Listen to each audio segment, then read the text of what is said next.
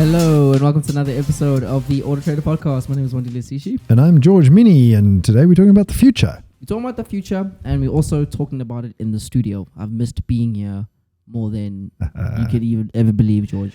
Oh, really? Yeah. Oh, welcome to the lockdown after the lockdown. This is the lockdown, I don't know, 3.5. How many times did we go through that process? Well, to be fair, I mean, the reason we weren't here is because a couple of people got COVID in the office, and we just didn't want it to spread. Yeah. So we strategically decided to kind of socially distance a little bit. Not for a very long time. It wasn't lockdown. I mean, it was just a precaution. Yeah, I mean, if you go back when this all started, it's kind of crazy to see how we just deal with it now. Well, I mean, I think it's got to be dealt with like the flu. I don't think lockdowns are necessarily the answer. I don't know. I mean, I'm not the scientist involved. Yeah, that was the past, but today we're going to talk about the future, and we've kind of touched on a few of these themes that'll be spoken about today. But I had a very interesting conversation with one of my friends who asked me, "Hey, what do you think is going to be the future of car ownership and I guess car buying and selling?" And it got me thinking, because I think there's lots of theories out there and everyone has an opinion on what's going to happen.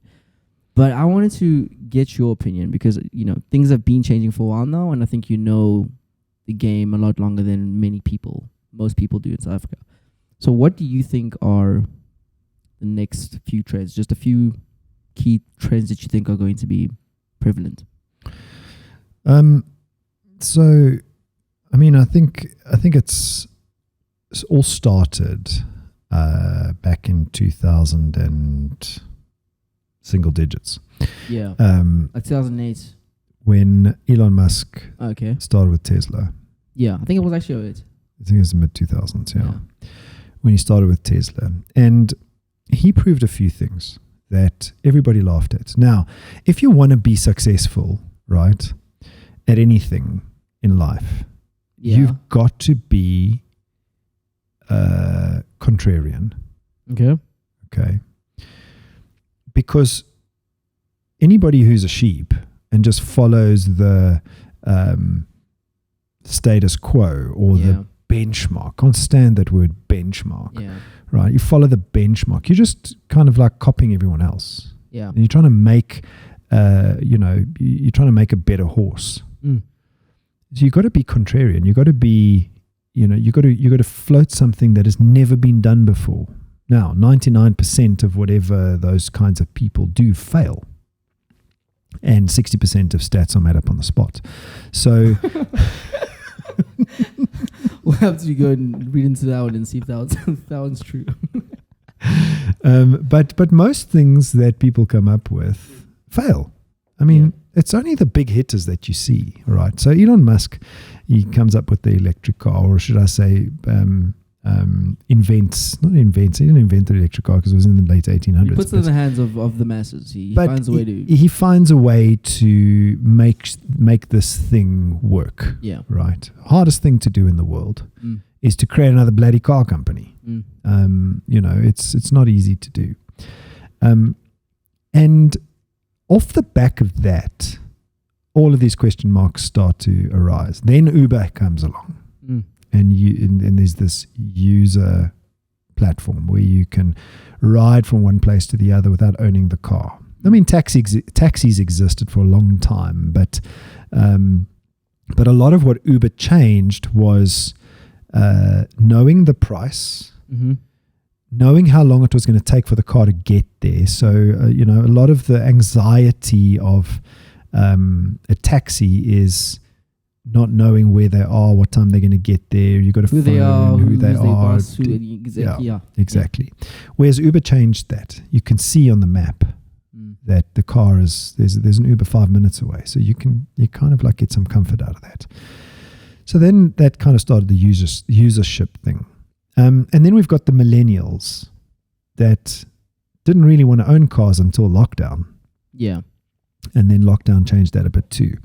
So given all of these things, there is this question mark, I suppose, over car ownership and whether usership of a car is the future. I don't think it's proven out yet. Yeah. and especially now with electric cars, because it's a functional thing like a phone. Yeah. The vast majority of people don't. Of something though. Do you think this is the beginning of? Because this happened. You go across different industries. Things keep changing all the time. Do you think this is the final frontier before we get to a point where we're not even driving at all anymore? It's just purely just. We have to reach a point that we're not driving at all. Yeah. Look at GPT-4. It just hit the world in the last couple of days. Look at GPT-4. And I actually asked GPT this question when you asked me. That's what I was typing. Oh, yeah? I asked GPT-4, what is the future of car ownership related to car buying and selling? What is the AI system? And the AI says, according to McKinsey and Company, car buying in 2030 will see a far smaller number of luxury brands that still have their own logo and brands attached to the vehicle. Those brands will still appear to certain segments of the customer base. The role of dealerships will change, but they will still have a future. Do you remember the movie I, Robot that came out in 2006 with Will Smith? Every single car in that movie was an Audi. That's kind of alluding to that. And I'm not saying every car's gonna be an Audi in the future. Well, look at the one brand study we did. Yeah, brand's not important. Yep. Okay, so that's what that's saying. The next line of GPT says, Deloitte Global predicts that what I like about Bing, because I did this in Bing, I didn't do this in ChatGPT. Okay. And Bing apparently is using GPT-4. Yeah, I think the AI system is better than ChatGPT. Yeah. So it's because they got citations, you see. So Deloitte Global predicts that by 2035 there will be a shift from car ownership to car usage. Okay, that's Deloitte's predicting. That's not the GPT predicting it. This shift will be driven by the rise of autonomous vehicles and mobility as a service, MaaS as they call it. The study also predicts that there will be a decline in traditional vehicle sales and after sales. So that was my next question. Wait, are you done? I'm done. That was my next question. And I think I was you always find a way to just know where I'm going with things. But do you think there's any cause for concern then for industry, people who, people like us, for instance, and the dealership and that sort of thing? Do you think there's any cause for concern? When I say short term, I mean 10 years, because it is going to be a long time before there's anything that fundamentally happens. Okay, think about the telephone. Yeah. Back in whenever the telephone was invented and we had switchboards. You weren't around, I wasn't around either. What's a switchboard? Exactly. So you had this bunch of people sitting in a room, right? Yeah. Connecting people with these jack plugs. I don't know if you ever saw. Yeah, it's kind of like a middleman who's gonna, hey, connect me to George, and the person. So he takes a plug out of this thing. Looks like a guitar. Jack. Yeah. And he'll connect it to another line that kind of connects you to wherever you want to be connected to. Okay. Yeah. So in that there were components. Okay, those jacks, the cables, the boards. An entire industry that's built around this switchboard. Yeah. Okay. And then along comes the mobile phone. Yeah. And I'm probably skipping telephone towers and kind of the new steps. That, yeah. I'm skipping a couple of steps. Okay. But all of that was redundant. A brand new industry was now. But a brand new skill set, brand new industry, brand new product, brand new aftermarket things and parts was created. And everybody survived. Yeah. So I think the same thing's going to happen with the car. An electric car has a lot less moving parts. Yeah. Probably 10% of an ICE vehicle. And so the parts industry has to shift gears to evolve for whatever that is. Okay. And then as GPT predicts, it'll go into car usage, which means there will be a drop in car sales. Yeah. But there will be other things like services within the car. Like, for instance, Tesla manufactures all of their cars with all of the features, and they switch them on remotely. Yeah. Yeah, we had an episode about that. Okay. I don't think car sales are going to drop to the point where it's like, I think it's just going to be businesses that essentially own cars. It's going to be services now that are the owners of the vehicles. So servicing has to drop because more EVs like aren't. a B2B thing versus a B2C thing. What do you mean B2B thing? The OEMs will be selling to an Uber, for instance. Yeah, but you got to acknowledge that there'll be less cars for sure as a result. Yeah, for sure. Because the number of cars per capita in a country is still surprisingly low. So there is room for growth. So maybe the decline is not as sharp because now everybody gets a chance to use the system versus now only a handful of people being able to use the system. Do you want to throw some numbers around in terms of when you're thinking this is all going to reach its tipping point of old tech versus new tech now? This is completely, tipping point. We're making the switching point of us, kind of in South Africa. If we think about the numbers, 350, 400,000 new cars sold per annum. Okay, yeah. If the current status quo of ownership persists, it will take us a good 3 decades to get to the majority of cars on the road. Yeah, majority like 70%. Being the new technology, right? Yeah. Which then goes to the parts and the aftermarket stuff and the servicing and all that stuff. Now, couple with that usage, as you point out and, GPT points out, couple with that usage, the fleet still has to be replaced. Yeah. And so if that 3 decades becomes 2 decades, 1.5 decades, it's still going to be a long time, and it's not a binary thing. Everybody thinks, there's like a date where everything just, like it's over now. Suddenly you wake up tomorrow and you're you're in a new world. 100%. I'm a little bit more optimistic. I think it's going to happen a bit sooner. I've been following around. Well, it's a good comment that, because look at. I mean, I keep on referring to GPT, but it's because it's such a topical thing right now. The researchers predicted that GPT in its current form, GPT-4, would take 3 decades. I think it was by 2035. Okay. Before it would be released to the public, and it's been released to the public in the last week. Like you've got to ask yourself, where in 15 years' time. When did they say it's going to be released in 2035? That was what, when they just released it, or that's been the predictions up to now, to before it was released. Yeah, it was 2035, not by OpenAI. Yes. Remember, OpenAI was a platform that had an open source and not a philanthropic. It was non-profit, right? It was non-profit. It was research-based sort of initiative. That's changed since Microsoft's come on board. Yeah. So Microsoft now is pushing it down a capitalistic route. Yeah. Which means that they're protecting a lot of the backend, a lot of the source code. So that was. They said that would hit the market by 2035. This was like 2 months ago, 3 months ago. It was pretty fresh. And then ChatGPT was around end of last year, and GPT-4 just got released. Okay. Yeah. So now you ask yourself, 2023, that's 12 years before it was predicted to be there. And then you got to ask yourself, well, is there any truth in what you're saying? It's going to happen a lot quicker, maybe. Yeah, I think the rates of change and innovation, it's almost like, I think it's Moore's law. It's very exponential. Across the board, and I think it's a safe number of this 2050. I think is extremely, I think we can be a little more ambitious than that. In fact, I think we definitely going to be. Well, if you think about it, at the longest, 2045. Yeah. Maybe the next 10 years. Yeah, for sure. Stay tuned. We'll be really old and still.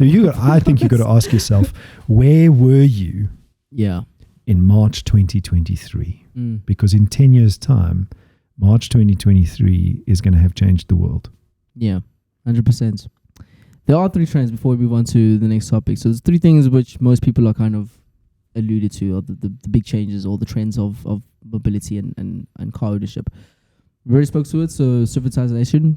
So basically services. The Ubers and the Bolts, people just not usage. Ultimately, the second one is autonomous and connected cars.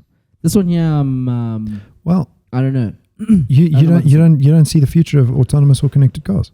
I think I think we're more likely to see an electric future than an autonomous future. However, definitely going to see an electric future. Okay, Yeah. so let's not say you're more likely. We're definitely going to see an electric future. It's just a matter of how fast that's going to be, as you pointed out. yeah, 100%. Okay, so I'm saying 2045 in South Africa.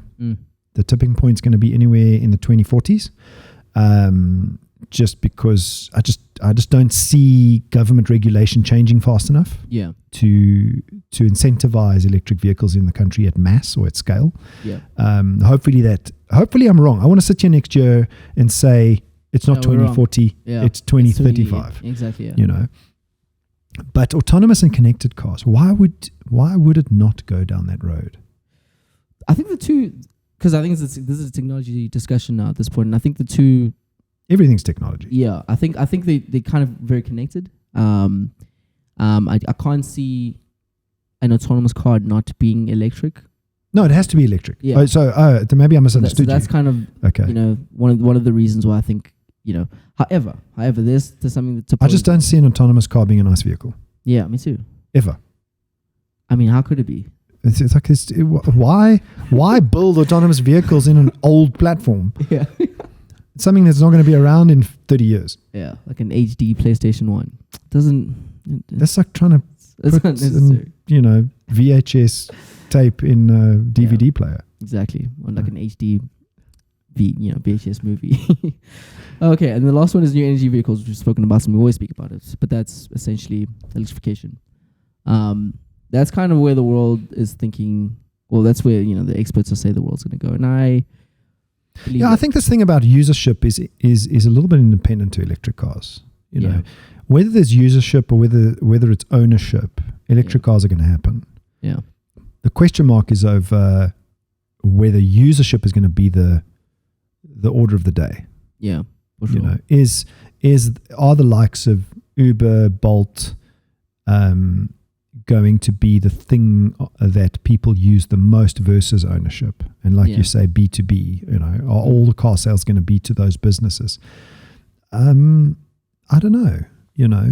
Did we go through a stage of usership with horses?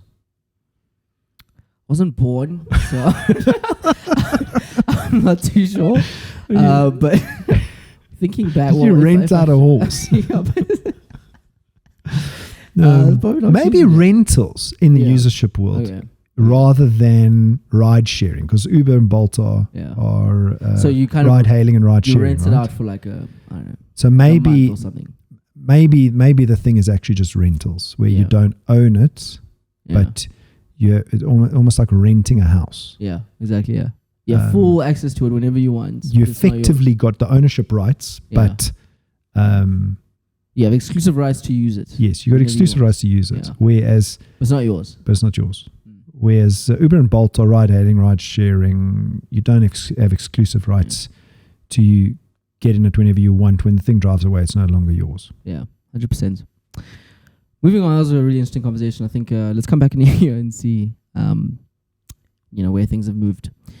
So, crazy news. I'm going to start with the first one. I don't know if you heard this story. It was a new article that came out a few days ago, but essentially there was two thieves who had stolen about 145,000 rand worth of some like gaming equipment and nothing really crazy. Gamers.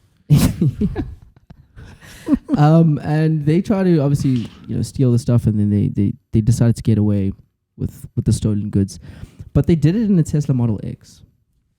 So I'm assuming they wanted some speed. That was a dumb move. Yeah, they needed some speed. Did they steal the Tesla? The Tesla, inconclusive.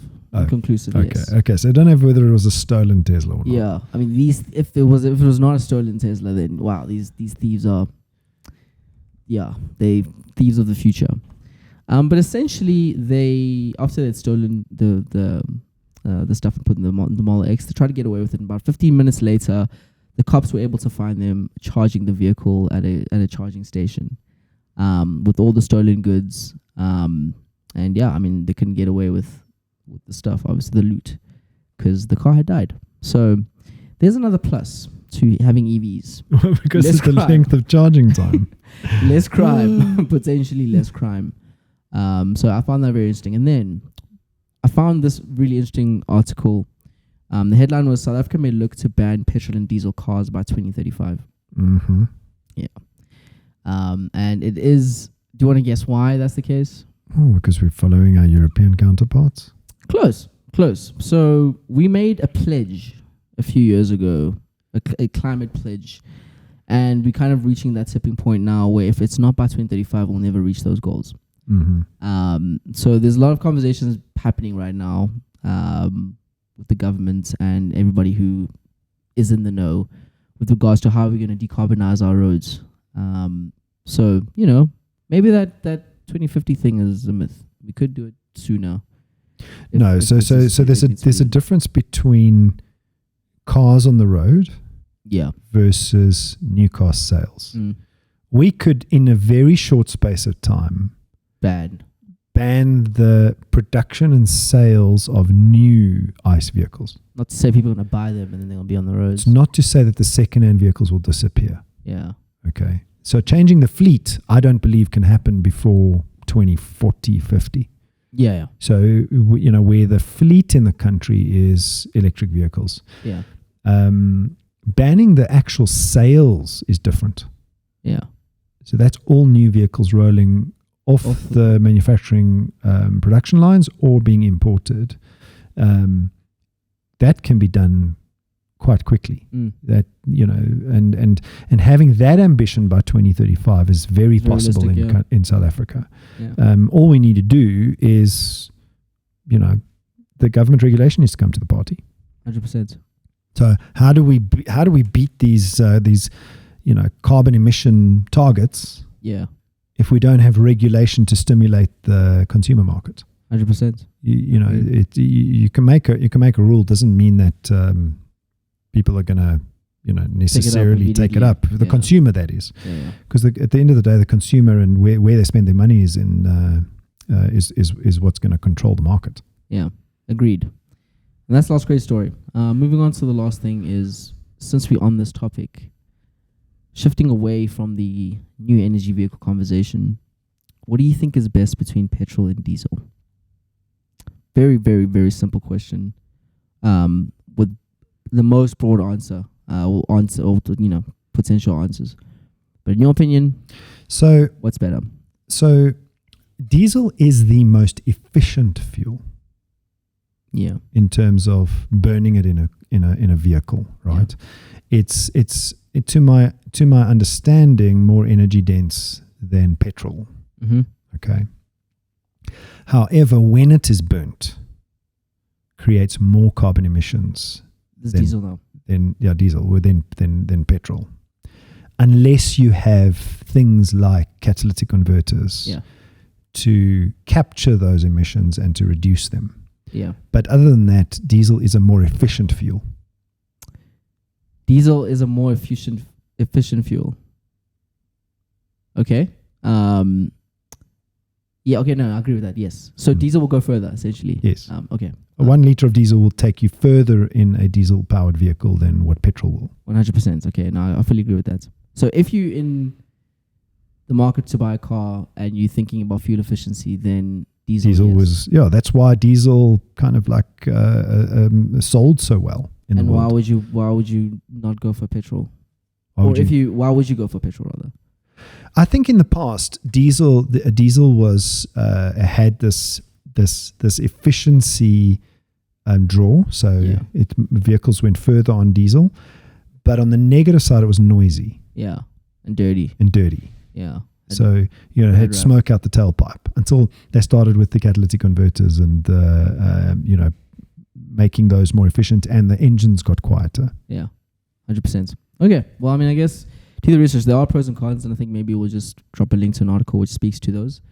But right now, George, that's pretty much all the time I have available with you today. Thank you so much. Cheers. See you next time. Go Alonso.